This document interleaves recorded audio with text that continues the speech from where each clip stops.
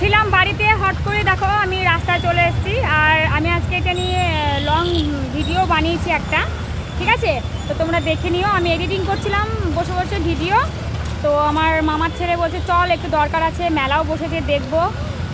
তো মেলাটা তো দেখা হলো না। আর কি বলতো, মানে আমারও দরকার ছিল, তো ওই জন্য আমি রেডি হয়ে গেলাম, রাজি হয়ে গেলাম, এক চান্সে রেডি হয়ে গেলাম।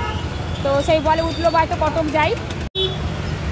তো আমি আবারও এই ড্রেসটা পরে নিয়েছি, কেন কি এই ড্রেসটা আমি সেরকম পরিই না। তো আজকে আমি কিছু ফুল ভিডিও বানাবো এই ড্রেসটার সাথে, একটা ফুল ভিডিও নেই, তো সেই জন্য পরলাম। আর আমি বলেছিলাম যে আজকে এডিটিং করছি, ভিডিওগুলো তোমরা দেখে নাও। তো আজকে আর এডিটিং করা হবে না, কেন কি এডিটিং ছাড়া তো আর পোস্ট করা যাবে না। তো সেই জন্য মানে এডিটিং করছিলাম।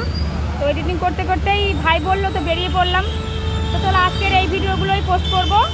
তারপর আগামী দিনের মানে কালকে ভিডিওগুলো আবার এডিটিং করে আমি কালকে পোস্ট করে দেবো, কেমন?